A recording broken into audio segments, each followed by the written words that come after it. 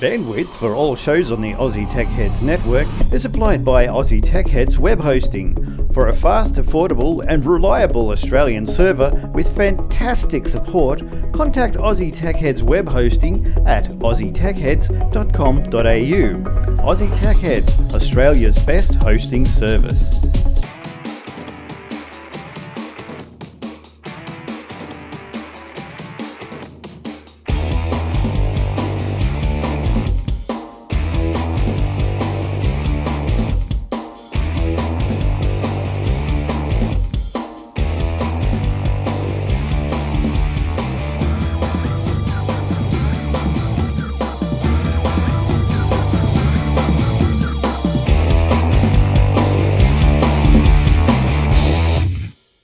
Good welcome everyone. Another episode of Aussie Tech Heads, episode 457, and it's on the 1st of October 2015. Don't forget to set your clocks forward this weekend if you're in New South Wales, Victoria or Tasmania.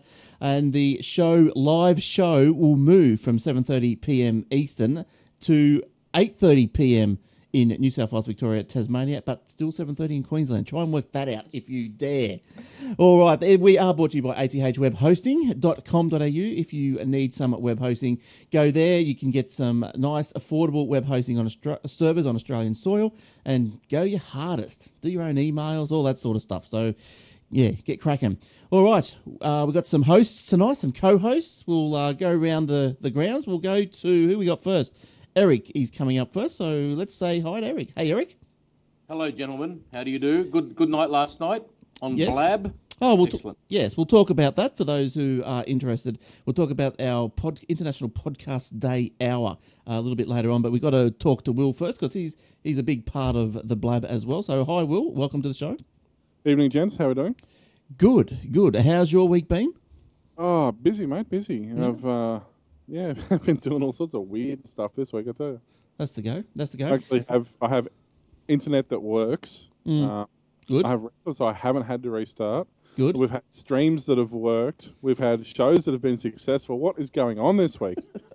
I have no idea. Oh, you've just jinxed it. There was a full moon. So It was a blood moon, wasn't it? Oh, I really? don't know. Full moon. Yeah. it was as big as bloody anything last night, wasn't it?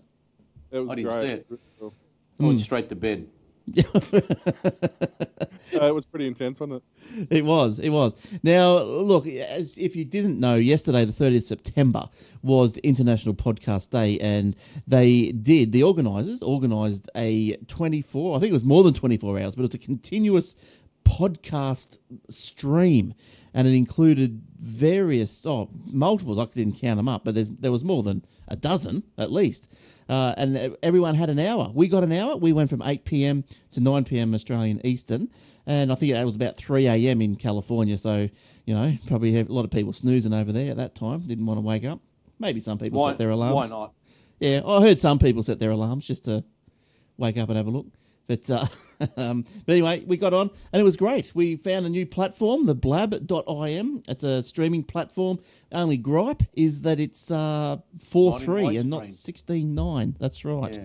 But anyway, that's just not quite high enough frame rate for anything other than a normal podcast at the moment. But it's getting there. Not bad for a free platform. I can't complain too much. And there's a lot of viewers on here, so the exposure's quite good on Blab. Yeah, I think, look, when we were on, we took over from some Germans, and that was a bit tricky because, we're going, I just listened out for the word Aussie. As soon as I heard Aussie, I went, click, we'll come in there. But, that was good. We handed over to some Scottish guys, and, just went around the world hour after hour. It was great. We did our little segment we did. And, look, I think Will's recorded it. Will be on YouTube at some stage in the near future. Just got to clean the audio up a little bit and it'll be up there. Yes, and not from swearing, but there's a little couple of clicks in there. Oh, no, we don't swear here. Given that our podcast that our segment was on, make sure you got clean audio and everything in your podcast. So I figured I probably should clean it up a bit before we release it. Yes, but we also spoke about how to podcast for free or on a very limited budget. So, there's no need to spend hundreds of dollars a year hosting somewhere. We'll tell you all how to do it for free. So look out for that Blab. I don't know if they record Blabs or whatever they do, but it'll be on YouTube. So go to youtube.com/Aussie Tech Heads and make sure you subscribe and you'll get that in your inbox as soon as that goes up. Okay. Well, let's. Have we finished with that? You got anything else to say about the podcast day? I think it went well. I caught a couple of shows, a couple of other Australian ones. It was really good. I look forward to the next one. Loved it. Yes. Loved taking part. It was Fun. great. It was a very, very intense 1 hour period. Yeah. Yes. We can do a show like this without a problem and it seems pretty laid back and cruisy, but that 1 hour of live stream to the world seemed pretty intense for some reason. Will was stressing. Yeah, Will was freaking out. Oh, Sweating bullets. It's not as if the show doesn't stream live to the world anyway, Will.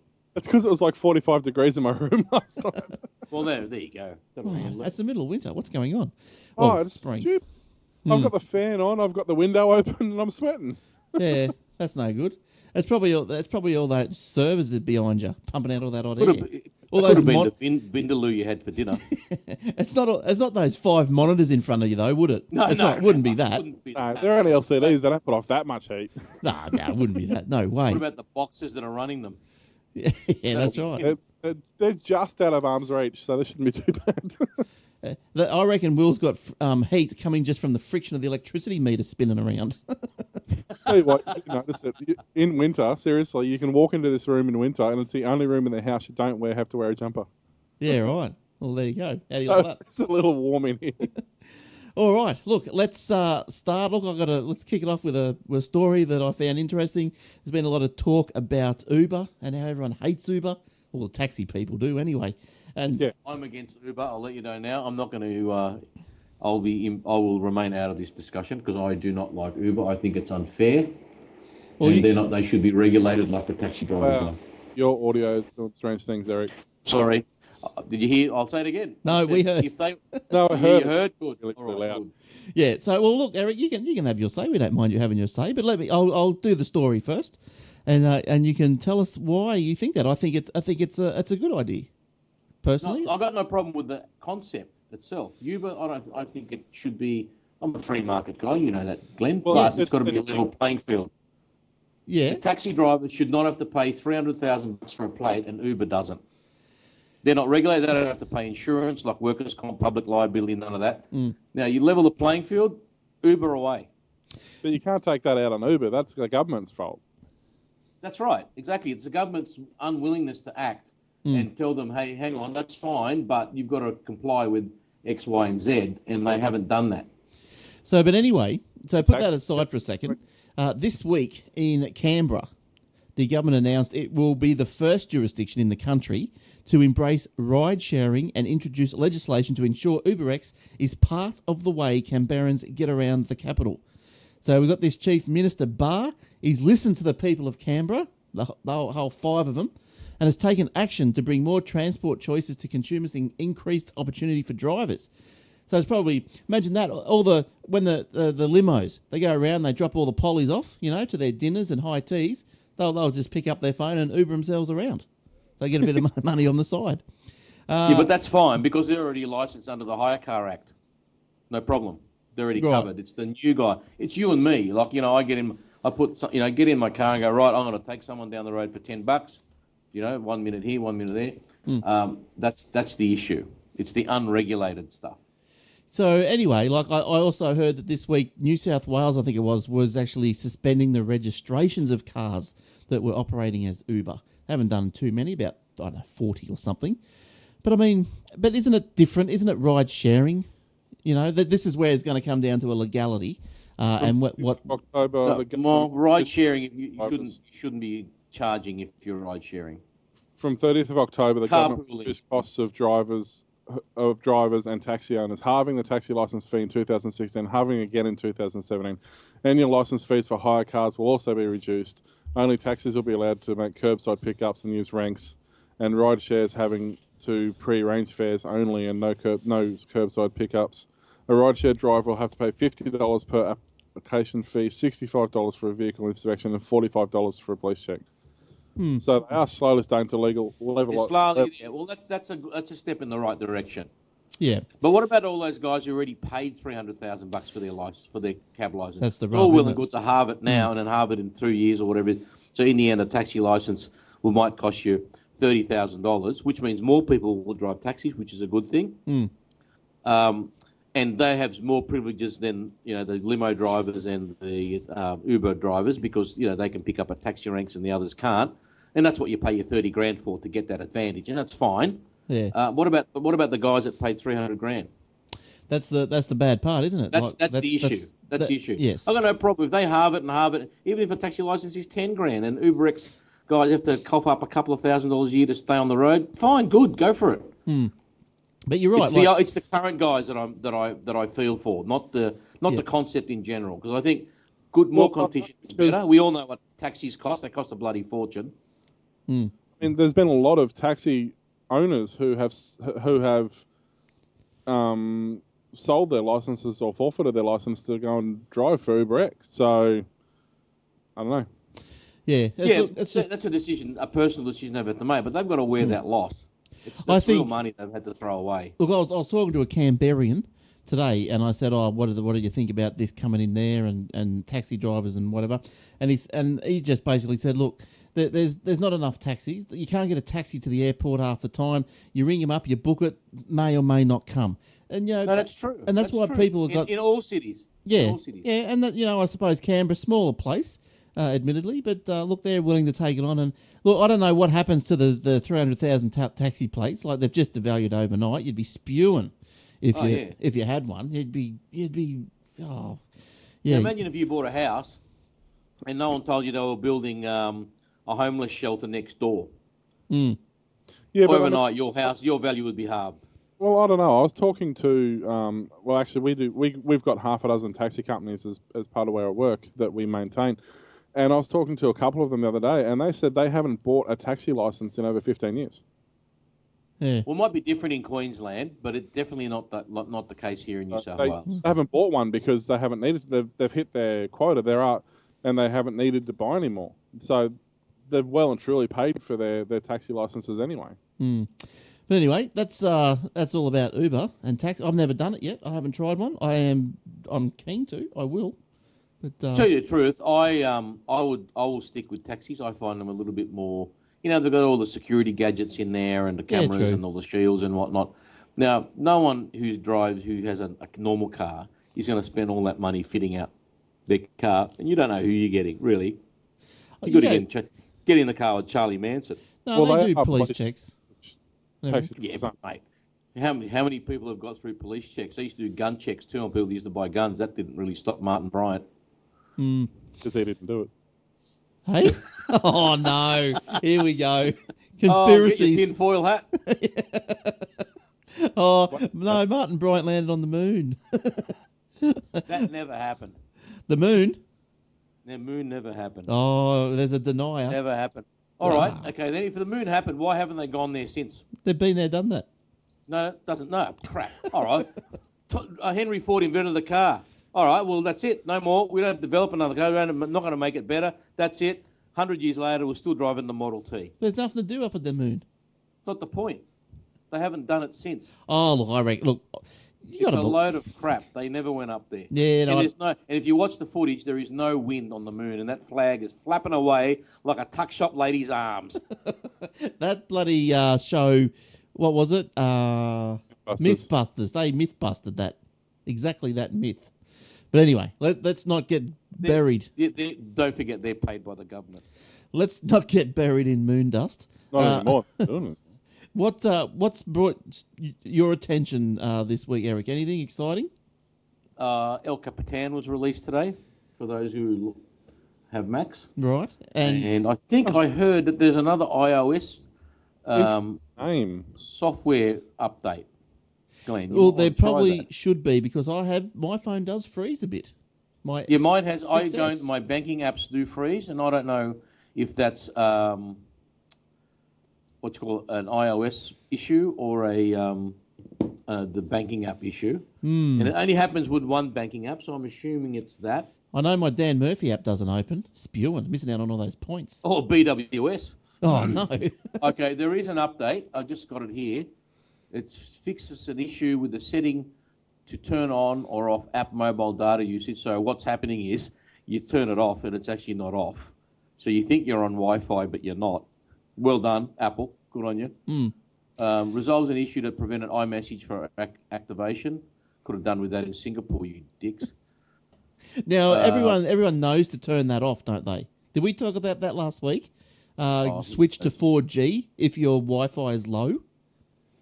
Yes, turn that off. Yes, I'm not sure where that is. It's called Wi-Fi assistance.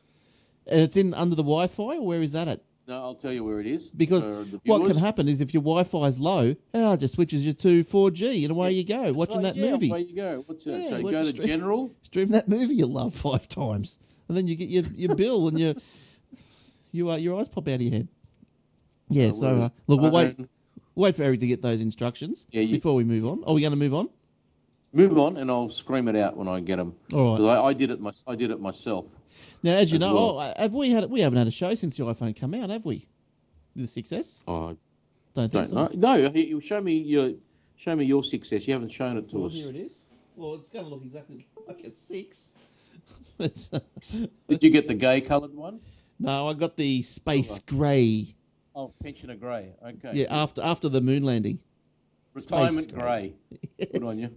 And I'll tell you a funny story about this. My wife got one as well. And so anyway, I got mine and I put this little plastic cover on it, right, for the back of it. Little plastic cover, and I was going to go down the shop and buy a screen cover, which I have done. There they are. There. I'm going to try and put them on. Hey, what a surprise. Still in the box. What a surprise. So anyway, hang on. Anyway, so I unwrapped her phone, updated it and all that, installed it, whatever you have to do to it. And so, when you open up, the Apple has got the flip around protective film. So it's just like a screen protector, but it's one. It's one. Okay, so I thought, okay, well, we won't have to put a protector on this because there's already one there. I can put the back cover on, and I just cut a little bit off so she could use the button. Happy days. Yes. Happy days. So I thought, yeah, cool. So anyway, a couple of days went by, and then she goes, oh, look, there's something wrong with my phone. And she's going, what? I said, why? What's wrong? And she goes, well, I can't hear people properly. Oh, no. And so I'm listening to it, and then every time the speaker comes on, it goes clink, and then you can't hear it. And you go, what? That's stuffed. So anyway, I said, you have to go and take that to Apple. I'll just give you a new one. There's something wrong. Oh, no, I know what you've done. So she rings up the Apple shop or rings up the Apple dudes. I don't know. I think she spoke to an Aussie. So she rings up Apple, and the guy on the phone goes, have you? So this is a new phone, and she goes, yeah. And he goes, have you taken the film off that covers the speaker? So because I left that film on it, the screen protector, it was actually over the speaker at the top as well, which was muffling it. So she rips it off and away she goes. Nothing wrong with it. Good on you, Glennie. Nothing wrong with it. Yeah, I got the blame for that. All right. Did you find that setting? No, I had it. I can't find it now. Have they got rid of it? Look, I put it on the Facebook. It's on facebook.com/Aussie Tech Head. So called Wi-Fi Assist. Yeah, go and like the page, and you'll see the post. It's not too far from the top, so that's where it is. But anyway, look, Will's got heaps of stories this week to get through, so let's go and find out what he's got. What do you got, Will? A couple. We're talking pre-show to some of the chat in Blab. Actually, they're talking about the NBN. Well, the first of 2 national broadband network satellites has blasted off into space, bringing fast internet speeds a step closer to regional Australia. The satellite, named Sky Muster by a 6-year-old Northern Territory student, Bailey Brooke, of course, was launched from French Guiana. Guiana? That's spelled wrong. Ghana. Yeah. This is going to say I'm sure that's spelt wrong in the news. But anyway, the rocket got up to a speed of more than 3 kilometres per second as it covers 450. Well, so it should. Otherwise, it's not going to. Anyway, so basically, many homes and businesses in regional rural Australia will rely on dial-up speeds, little or no access to commercial broadband. This satellite will help close the divide. Both rockets are designed to deliver satellites that offer broadband to more than 200,000 rural and remote businesses while they homes and remote businesses. While they launch today, the satellites won't be online until early next year. There has been some controversy surrounding the NBN satellites, with concern whether or not they'll be able to handle the traffic Speeds of 25 meg have been promised to rural users, but experts have warned that during peak periods, the connections could grind to a halt. Like anything, of course, like 4G, like anything, it's going to, once you load it up, it's going to collapse. They do have a high, I was reading specs on another page I can't find at the moment. They have a pretty high throughput on these particular satellites, but the bottleneck's actually with not in the satellite itself, it's actually with the ability to transmit and receive to and from the satellite. So we'll be able to, normal satellite is not too bad for average browsing. Hopefully they don't restrict it too much and they have a semi-decent upload. And the one thing that, of course, does kill you with satellite is your ping, especially if you're a game player. The ping, of course, is how long it takes for the information to get from your computer to the site back to your computer. So if you've got ADSL, for example, and you ping Google, you might have, let's say, 25 milliseconds. Yeah. If you have brought cable, you might have a ping of 15. If you've got the NBN, you might have a ping of 5 milliseconds, or 3 or 2 sometimes.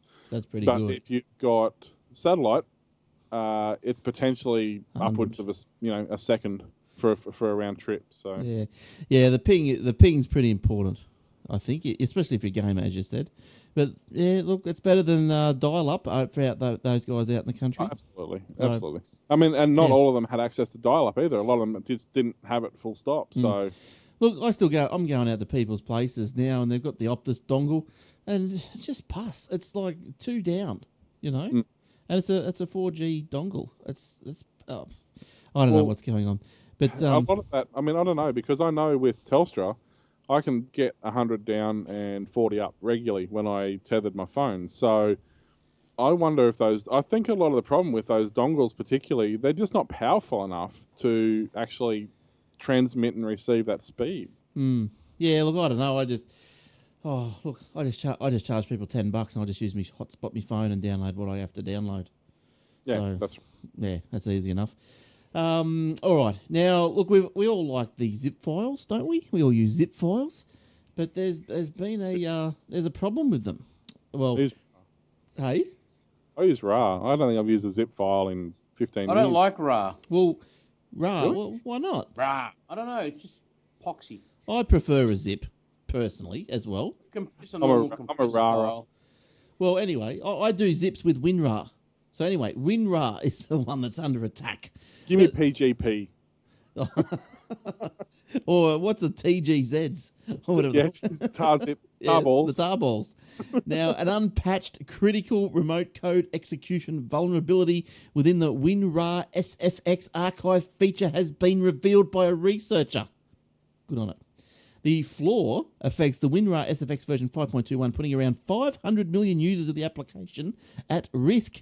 The flaw enables hackers to remotely execute system code and compromise your machine. Now, according to the blog post, a remote attacker could create a compressed file and execute code on the victim's computer when the victim opens the infected compressed file.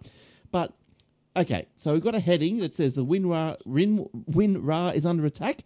But it's not really. It's a little virus someone's compressed and sending around. And if you open it, you're gone. So it's not really a problem with the WinRAR. And that's probably reflected in the statement that WinRAR has put out. In an official statement, the RAR Lab, who are the makers of WinRAR, said that all executable files are potentially dangerous by design. We can say that limiting SFX module HTML functionality would hurt only those legitimate users who need all HTML features, making absolutely no problem for a malicious person who can use previous version SFX modules, custom modules built from their UNRAR source code, their own code, or archive executables for their purpose.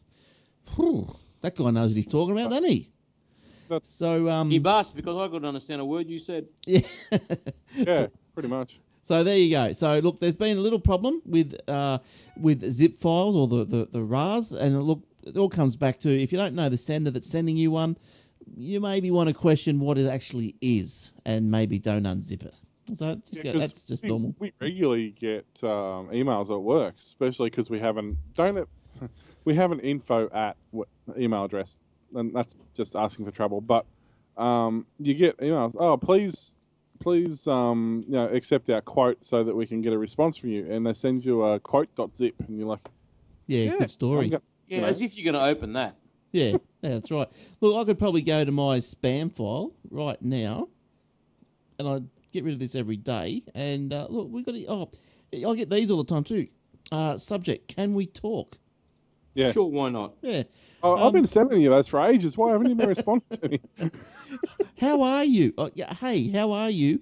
We can find you more customers, increase your sales by using our email services. I got one of those today.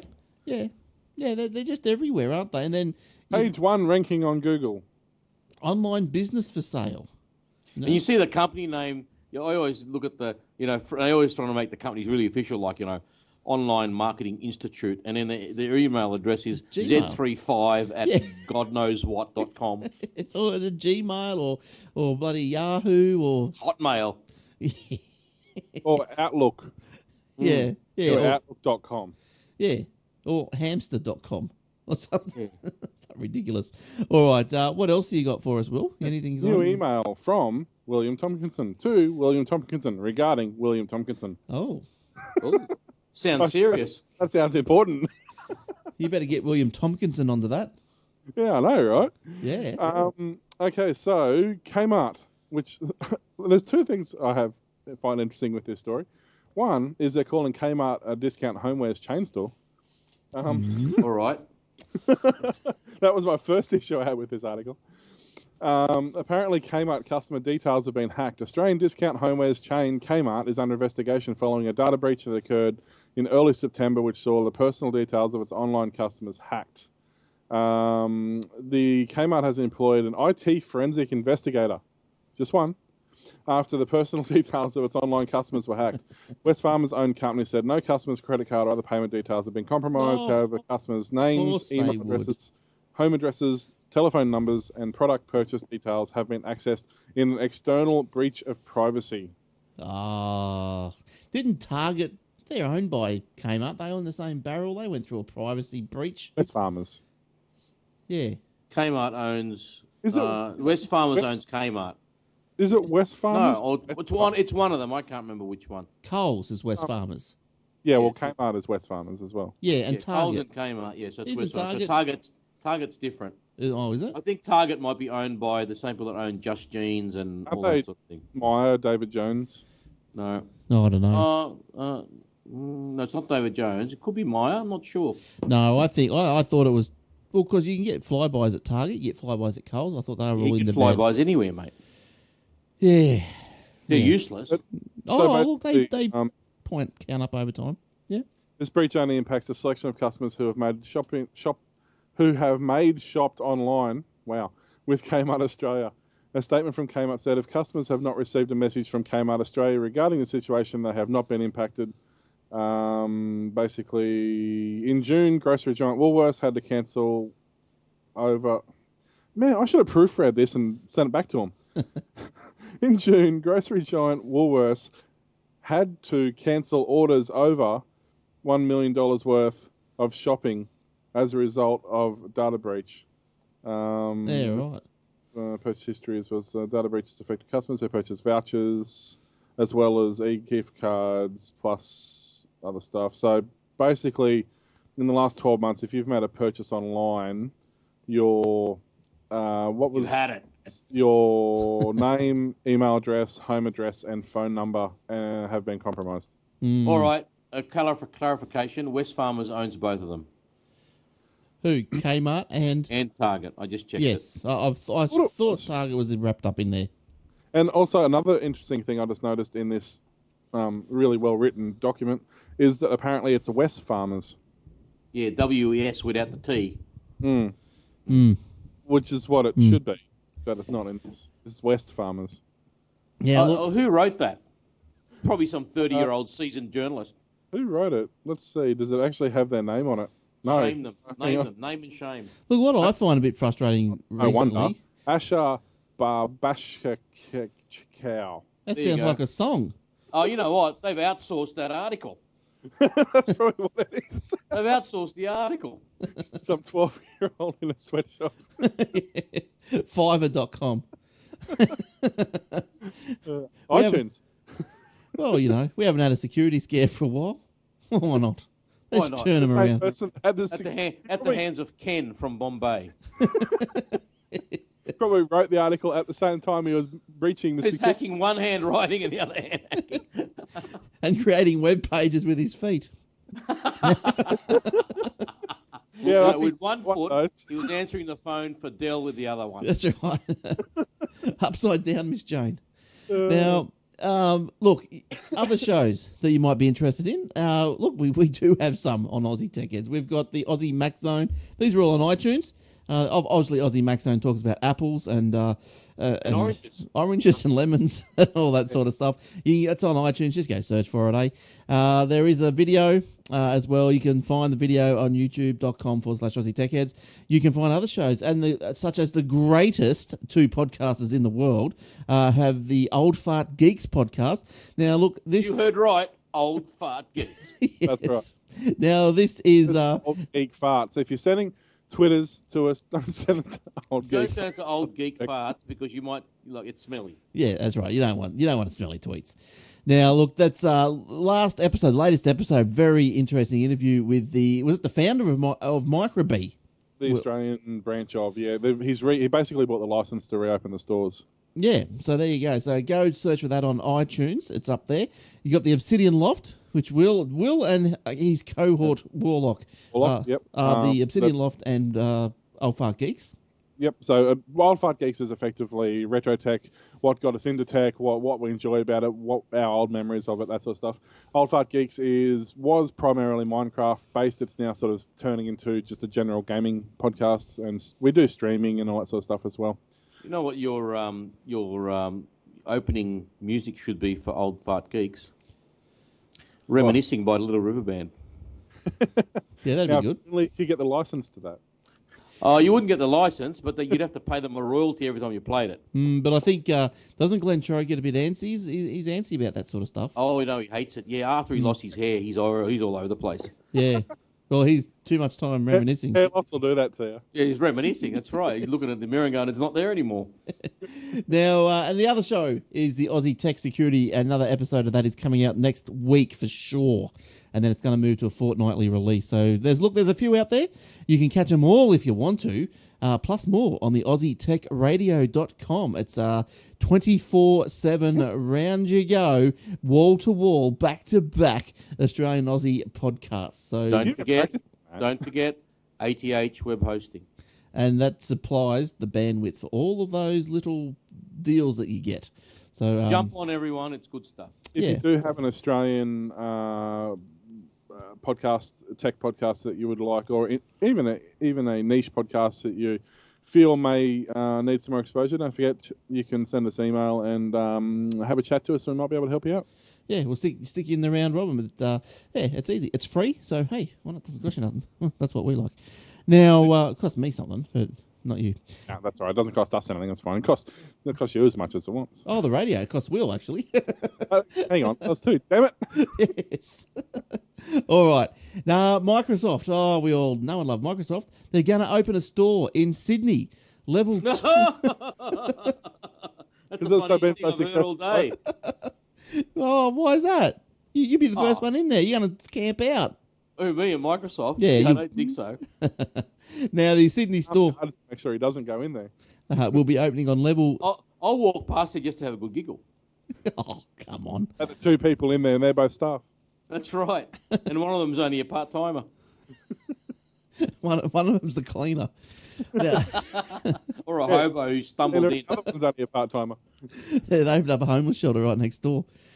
Now, the Sydney store on level 2, which is street level, and level 3 of a Westfield Sydney in Pitt Street Mall in the heart of the CBD will open. Oh, well, I tell you what, they've got the right spot. The foot traffic there is enormous. Yeah. And I guarantee you, it's still going to be empty. It'll be right. What did you just say? Level 2 is street level? Yeah. It is on Pitt Street, yeah. Because the other end of it is it's graduated. Mm. So anyway, it's going to open at 12 noon on the 12th of November. Mark your calendars. Hang on a minute. Mark your calendar. Grand opening ceremonies beginning at 11:30.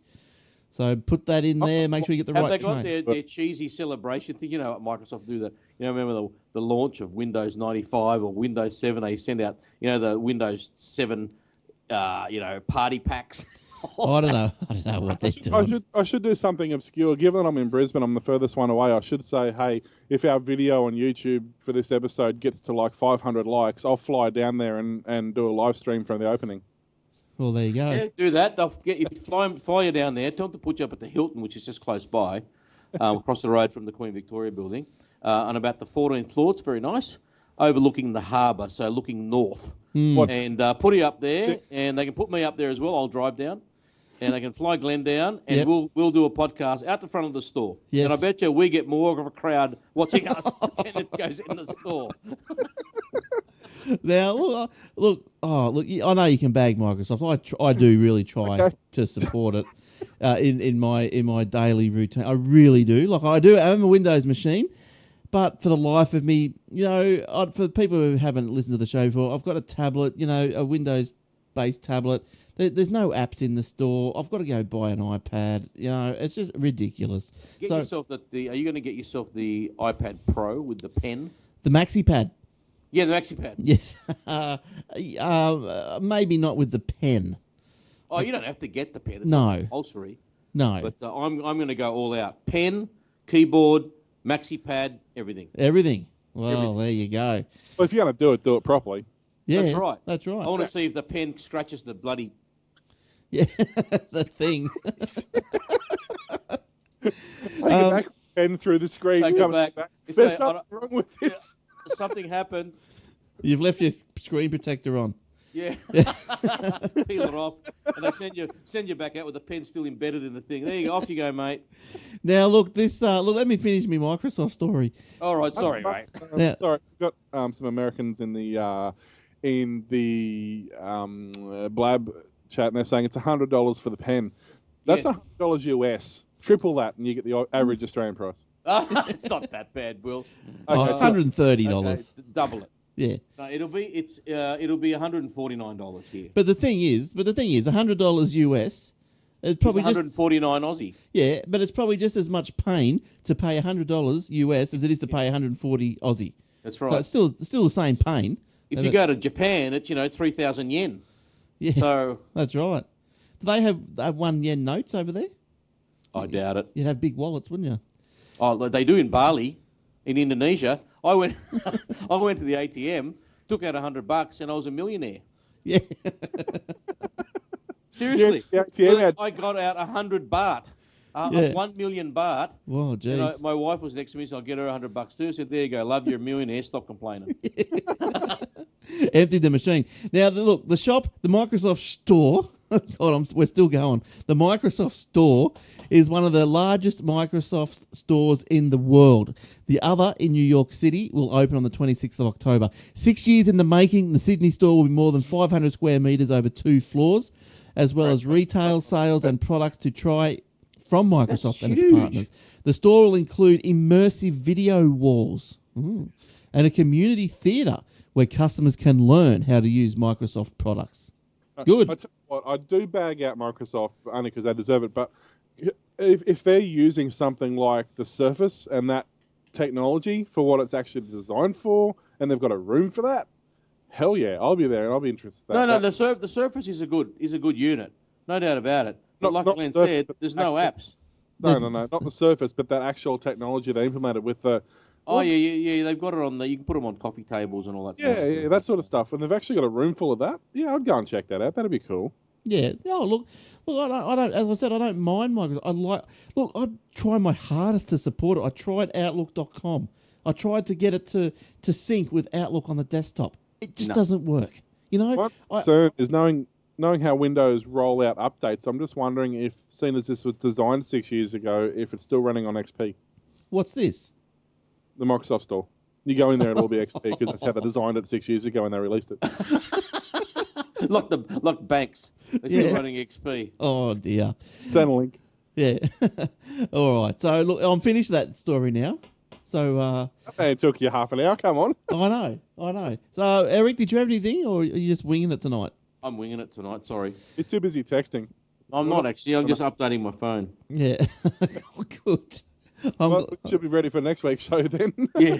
There'll be another Hey, update. don't be like that. It's nearly done. Will, what else have you Alrighty. found? Onto the quirky stuff. 3D printers. We know they're becoming, even 5 years ago they were basically for the millionaires. They're the only ones who had 3D printers.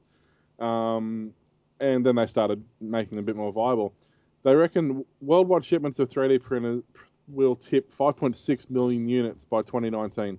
Woo. They're going to reach about 250,000 units by the end of this year, 500,000 units by the end of next year, and then 5.6 by 2019. So they basically reckon that it's going from a niche market to a broad-based global market.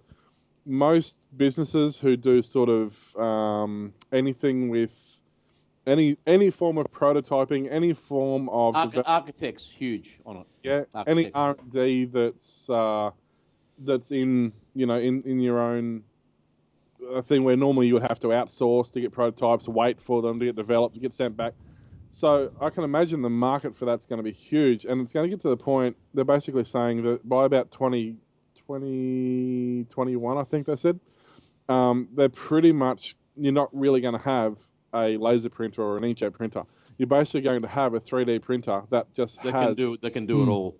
Yeah, I mean, it basically has ink in it as well. Yeah. That prints normal paper, but the FBI are worried about 3D printers in certain cases because you can print anything, and a lot of people are printing plastic firearms, hard plastic firearms that can't be detected.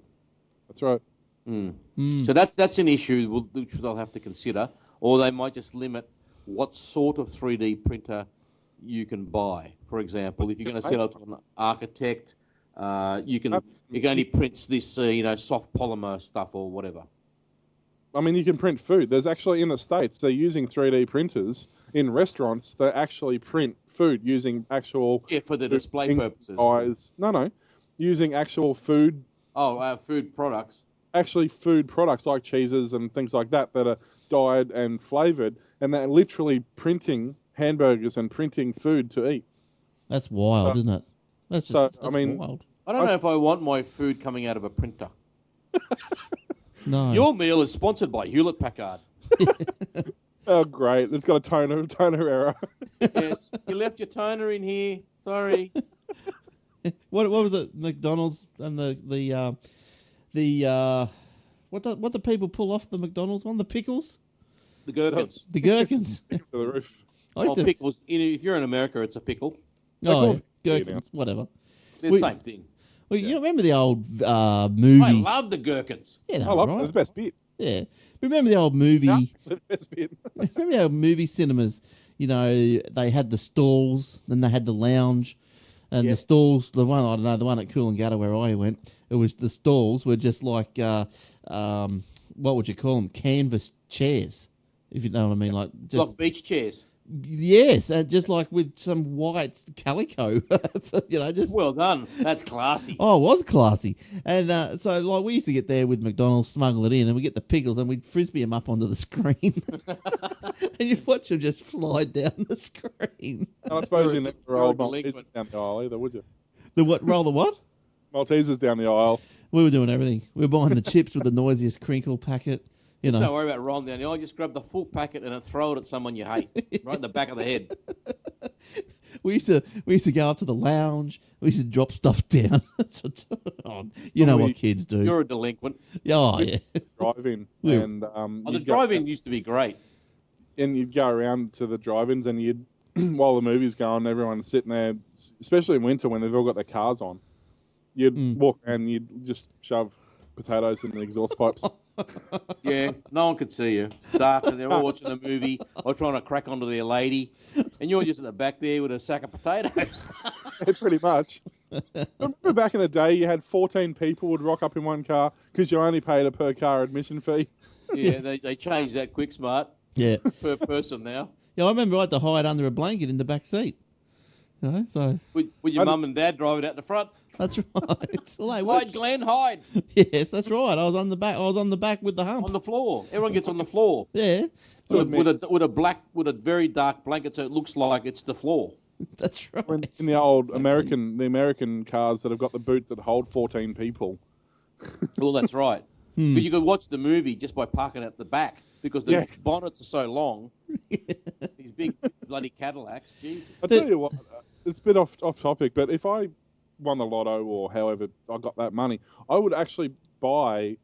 There's a few abandoned drive-ins. There's only actually, I think, like 3 functioning drive-ins in Australia now. There's one in New South Wales. There's two in Queensland that I know of. There's one at Beenleigh. Yeah, one at Beenleigh and I one. know that one. Yeah, I know that one. There's one at up the road here at Ipswich. But I would actually buy a drive-in, upgrade it to a high-quality digital projector, upgrade decent sound, have all that sort of stuff, and reopen the drive-in. I reckon, honestly, with all the technology, with all the everything we've got now, I reckon I'd do all right. Yeah, I reckon. I agree with you, and I really agree with you. Yeah. So I agree with you.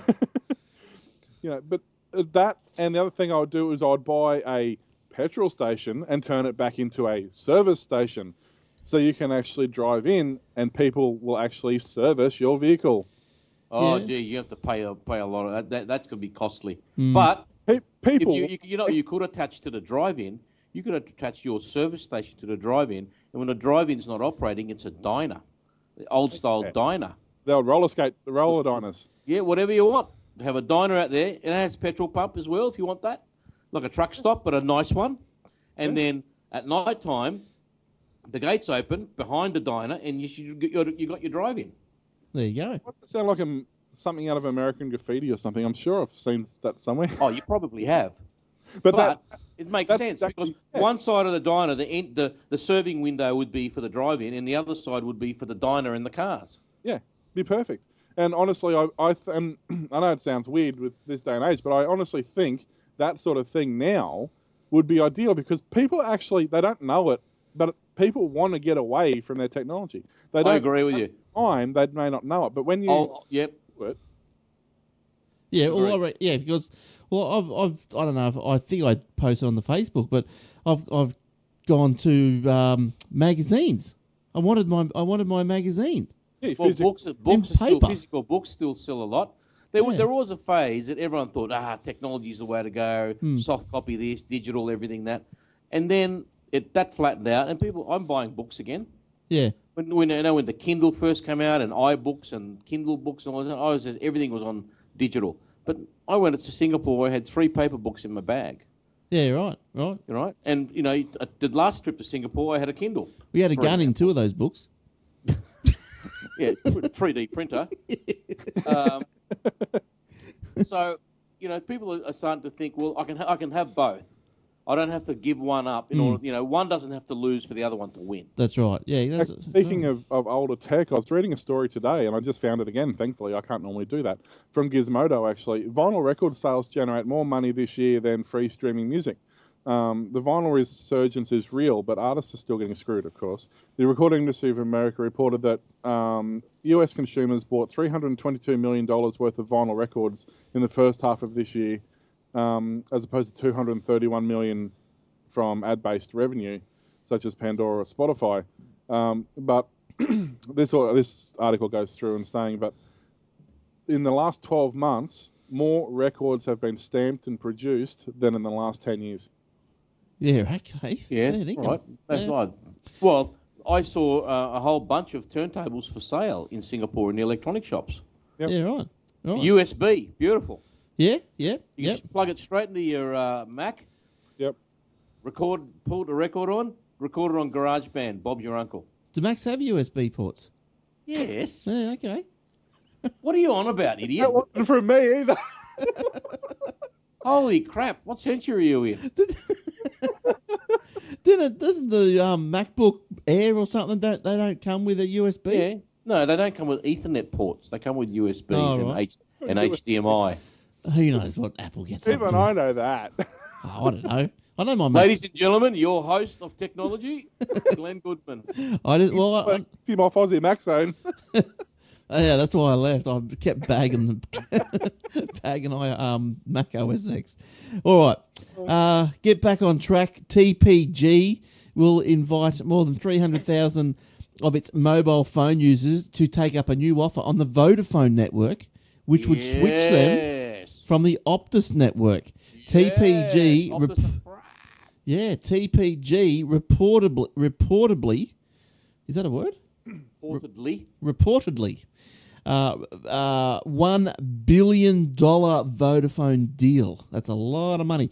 So TPG will invite its existing mobile customer base to take up the offer. Each TPG customer will be given a bonus period to try the network without obligation. TPG Chief Operating Officer Craig Levy told the press that each invitation will have a validity period, describing the plan as a soft approach. Now, TPG offered 4G services via Optus network, but apparently from this week, they will no longer offer any mobile Optus services. So that's big news. I can vouch for that because I looked on the Vodafone coverage checker today on vodafone.com.au, and on it said 4G services are provided by Vodafone. Right. So that's got to be a bit of a kick in the pants for Optus. They wouldn't be happy with that, would they? Too bad. Offer a good service and there'd be no problem. Well, I don't think the service was the problem. I think it was just the price. The wholesale price was the problem. Their service is crap. No, there's too many people on it, probably. Well, possibly. All the cheapskates, like you. I'm not on it. You were. I'm a deerscape. You're a deerscape. on what? Optus? Look, I ring Optus people. Optus Mobile is crap. Yeah. I don't know anybody who's on Optus Mobile. Why would you? Not that I know of. I reckon the only people that are on Optus Mobile are students. No. They use that eSIM and stuff like that. Yeah, that runs off Optus.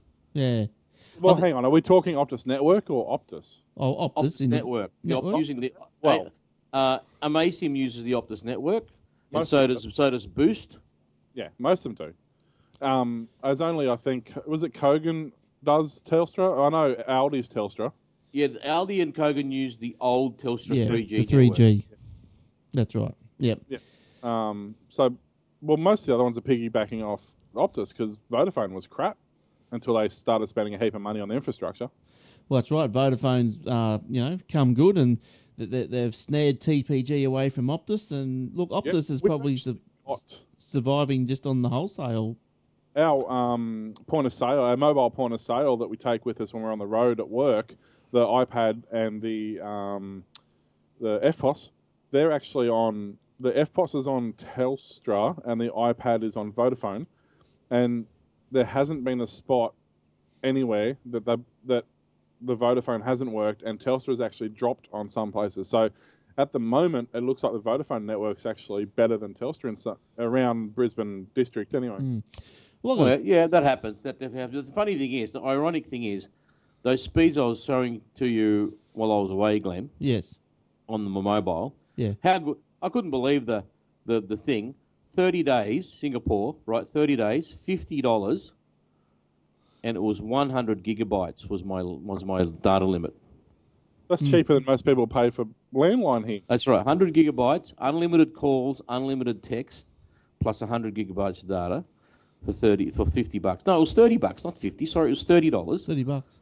Wow. $30, and the speed. You saw the speed. Yeah. And the ironic thing about it is, that's the provider was the parent company of Optus, Singtel. Yeah, okay. Yeah. Go figure. Singapore's a small little place. Well, that's it too. It's a small area. It's easier to lay out fibre and all that sort of stuff. Yeah. They'd lay a broadband network in about a month. Yeah, it's a small little town. So it's a small little town. It's got 8 million people in it, mate. I was going to say, all using the one cell tower. Yeah. Singtel, single telephone tower. There you go. Is there any more from you, Will? Just quickly on devices. Apple has sold more than 1 billion iOS devices since 2007. Microsoft is chasing them with 1 billion Windows 10 devices by 2018.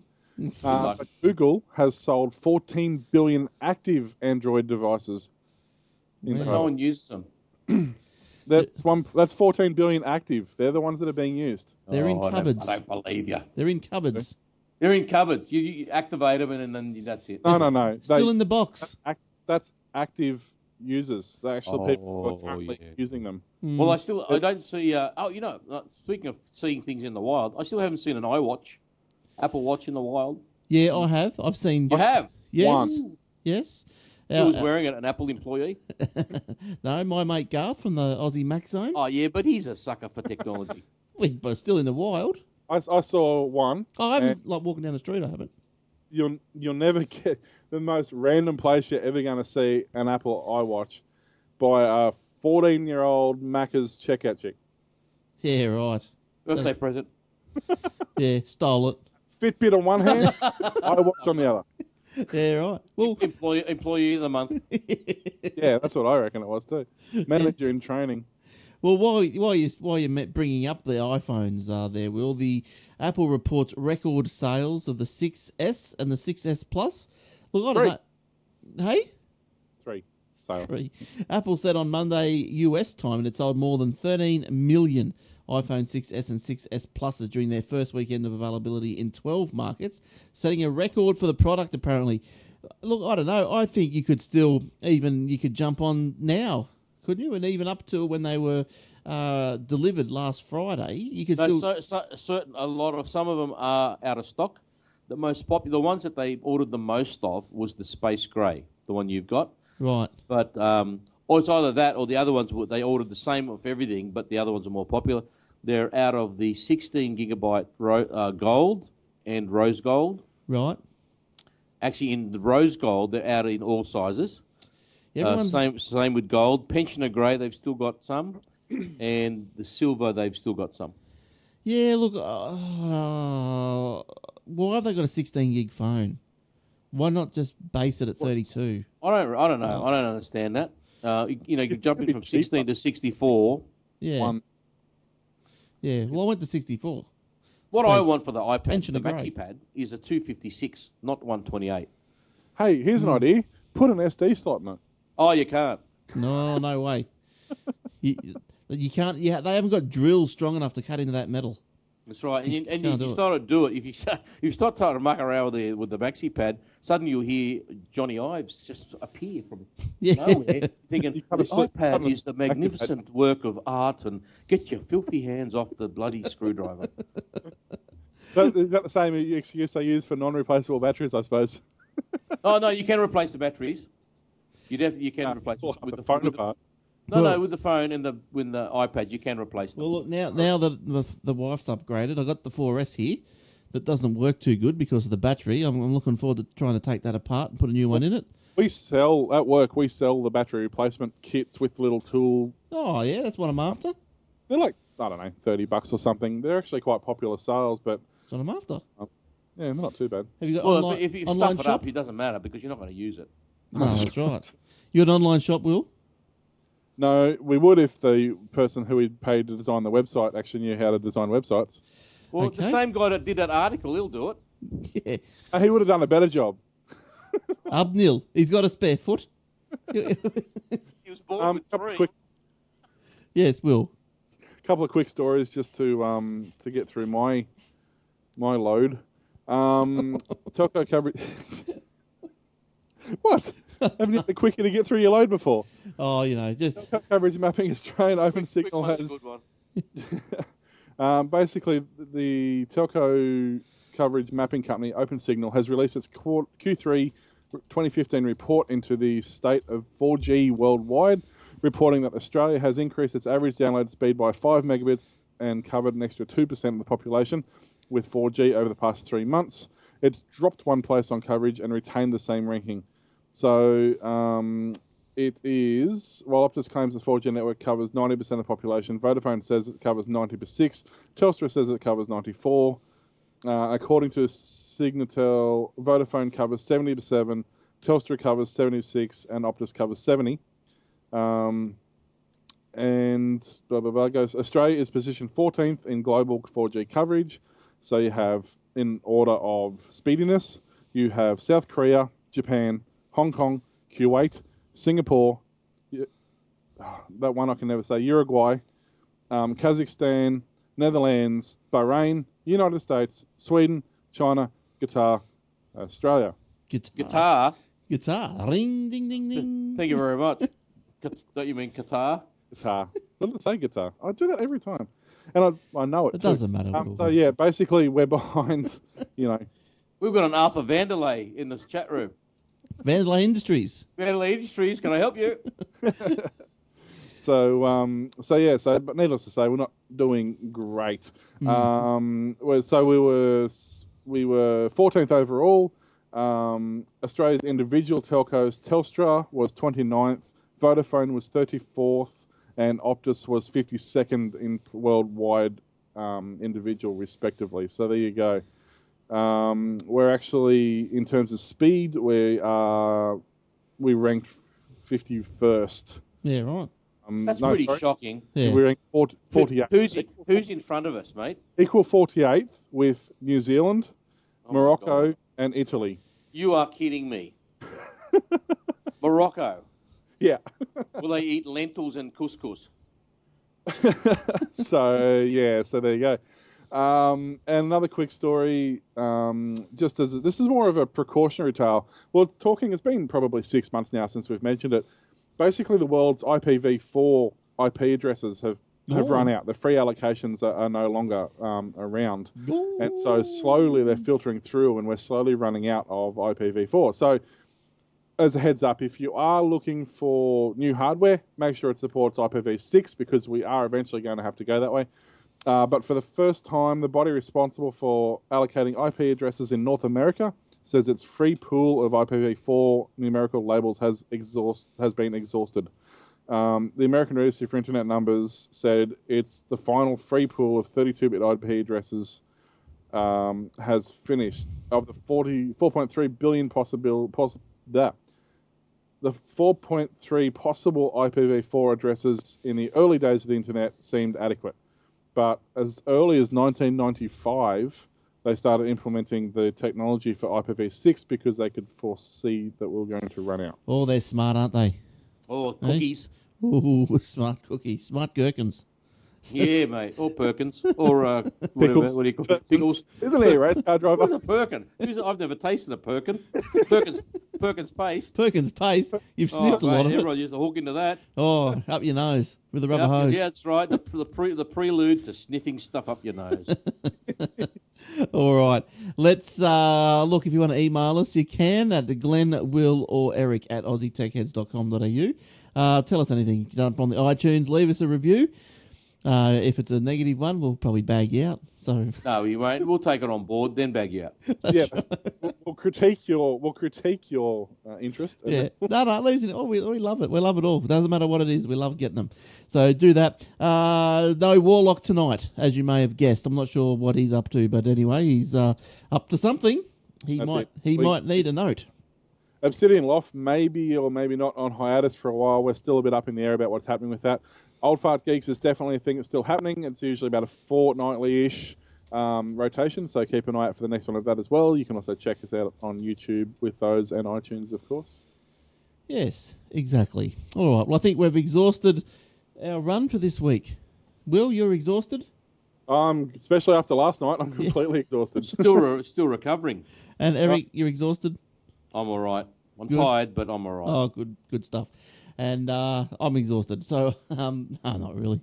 All right, so thanks for coming in. Thanks for joining us. Thanks for joining us in the lounge, aka chat room, and all those who are watching in the blab. We're going to. Apparently, we have two streams now. We have the blab, and we also have the live.aussietechheads.com.au. So I'm thinking maybe we should just come straight over to the blab. That seems to be going quite well. We may figure out if we're technologically smart enough how to implement the blab into the live.aussietechheads stream. So there you go. Oh, are you talking embedding? Oh. Yes, I'm going to get in bed with that. All right, well, let's see how that one goes. We'll get little blabs running around. Ooh, little blabs. That's what happens when you get in bed with it. Yeah, that's right. All right, so that's all that we have got for you this episode of Aussie Tech Heads. Hope to see you again next week. And don't forget the other shows on iTunes or your favourite podcatcher, and also on YouTube. Did you say poo catcher? No, podcatcher. Oh, right, okay. My bad. Yes, it doesn't sound nothing like poo. It's pod. I got you to say it.